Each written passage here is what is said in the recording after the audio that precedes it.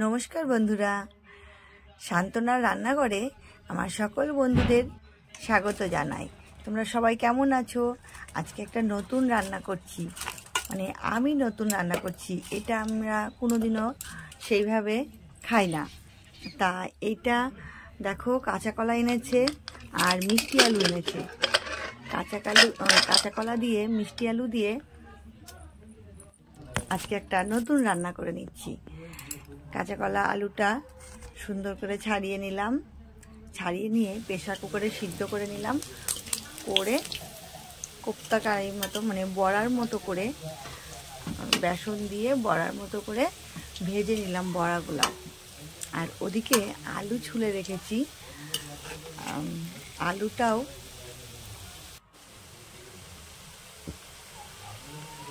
আলুটা আমি সুন্দর করে ডুমো ডুমো করে কেটে নিয়েছি। আর তবে কোপ্তা কারির ঝোলটা কিন্তু কাঁচা লঙ্কা দিয়ে করব। দেখো, কাঁচা লঙ্কাটা কিন্তু এই তোমার আদা ছুলনি আছে, ওই আদা ছুলনি দিয়ে আমি থেতো করে নিয়েছি। আলুটা ভেজে নিয়েছি, ভেজে নেওয়ার পরে ওই কাঁচা লঙ্কাটাও একটু ভেজে নিলাম, তাহলে কিন্তু ঝালটাও ওঠে আর সুন্দর একটা গন্ধও বেরোয় কাঁচা লঙ্কা। মশলা কিন্তু খুবই অল্প, তেলও খুবই অল্প, রান্নাটাও মাঝারি আছে করব। এখন একটু হলুদ দিয়ে দিলাম, একটু লবণ, তারপরে 2 চামচ মতো জিরে গুঁড়ো, মানে আমি তো জিরে ঘরে গোটা জিরে ভেজে মিক্সচারে গুঁড়ো করে খাই। এই জিরে গুঁড়োটা খেতে কিন্তু খুবই টেস্টি হয়। আর একটু জল দিয়ে দিলাম, জল দেওয়ার পরে দেখো মশলাগুলো দেওয়ার পরে একটু একেবারে কম আঁচ দিয়ে খুব সুন্দর করে সিদ্ধ করে নিলাম আলুগুলো। তোমরা চাইলে ঢেকেও দিতে পারো, আমি অবশ্য থাকিনি। দেখো আলুগুলো সিদ্ধও হয়ে গেছে, তা আমি 2-4টে আলু খুন্তিতে করে ভেঙে দিলাম, তাহলে কিন্তু ঝোলটা বেশ মাখা মাখা হয় আর খেতেও খুব টেস্টি হয়। যেহেতু আমি এখানে কাজু ব্যবহার করব না, তার জন্য আলুটা একটু হালকা করে গেলে দিলাম, তাহলে সুন্দর টেস্টি হবে।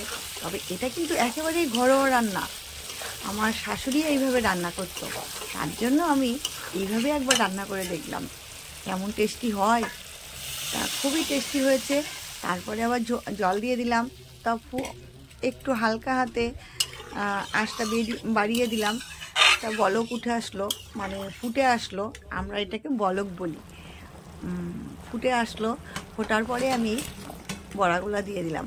আর বড়াগুলা দেখো কি সুন্দর খাস্তা হয়েছিল, আমি তো শুধু একটা খেয়ে নিলাম, খুব টেস্টি হয়েছিল খেতে বড়াটা। বড়াটা দেওয়ার পরে ফুটলো কিছুক্ষণ, 5-7 মিনিট ফুটলো। ফোটার পরে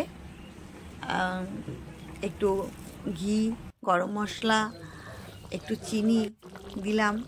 দেওয়ার পরে গরম মশলা কিন্তু আমার মিক্সচারে গুঁড়ো করা গোটা গরম মশলা, আমি এটা বাইরে থেকে কিনে খাই না।